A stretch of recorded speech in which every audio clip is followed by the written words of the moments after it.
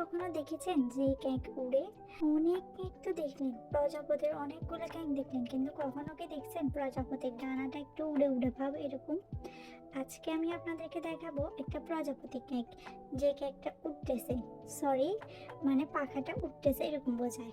এই গাইস, আসসালামু আলাইকুম, it's me Maria from Mayabini Maria. আশা করি সবাই ভালো আছেন, আমিও আলহামদুলিল্লাহ ভালো আছি। ভিডিওটা কে কোথা থেকে দেখতেছেন অবশ্যই কমেন্ট করে জানাতে কিন্তু ভুলবেন না।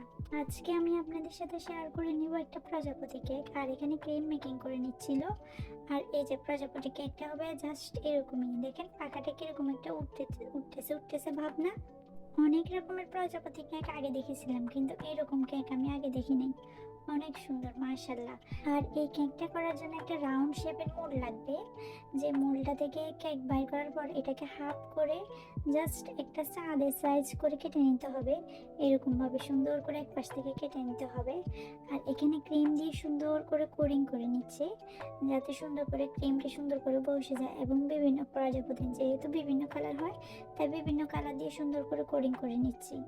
আর এখানে প্রজাপতির একটা পাখনা যেটা উঠবে ওই পাখনাটা। আর এই পাখনাটা কি দিয়ে বানানো হয়েছে বলেন তো? যারা জানেন অবশ্যই কমেন্ট করে জানাবেন পাখনাটা কি দিয়ে বানানো হয়েছে। আর এই কেকটার বেশিরভাগ ফুল উইথাউট নজল দিয়ে বানানো হবে, সবগুলো এরকম প্লেটনেট দিয়ে বানানো হবে। অনেক সুন্দর হবে কেকটা। এই সবগুলো ফুলগুলো এভাবে এমনি করে বানাতে হবে। যাদের যাদের কাছে এই কেকটা সুন্দর লাগতেছে বা ইউনিক লাগতেছে, সবাই অবশ্যই কমেন্ট করে জানাবেন আপনাদের কাছে এই কেকটা কেমন লাগতেছে। আর যারা যারা আমার ভিডিওটা দেখতেছেন অবশ্যই একটা লাইক কমেন্ট করে দেবেন, আর আমার পেজটাকে ফলো করতে একদম ভুলবেন না, যাতে এরকম সুন্দর সুন্দর নিত্য নতুন নতুন আরো ভিডিও পাওয়ার জন্য। তো এখানে প্রজাপতির ডানাটাকে লাগানো হয়েছে, মানে জোড়া লাগানো হয়েছে, তারপর একটা ব্ল্যাক কালার দিয়ে এভাবে প্রজাপতিটা আঁকা হয়েছে।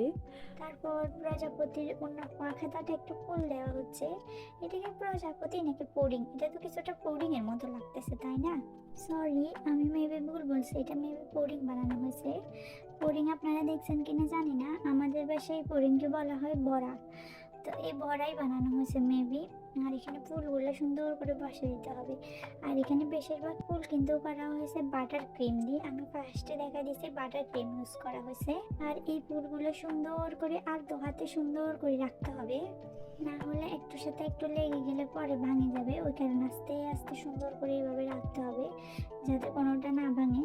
আর ফুলগুলো করা হয়েছে স্কাই ব্লু কালার, তারপর একটা টিয়া কালার, এরকম ভাবে সুন্দর করে করা হয়েছে। তারপর লাস্টে অনেকগুলো সুগার বল সুন্দর করে ছিটিয়ে দেওয়া হয়েছে, যাতে কেকটা দেখতে আরো সুন্দর লাগে।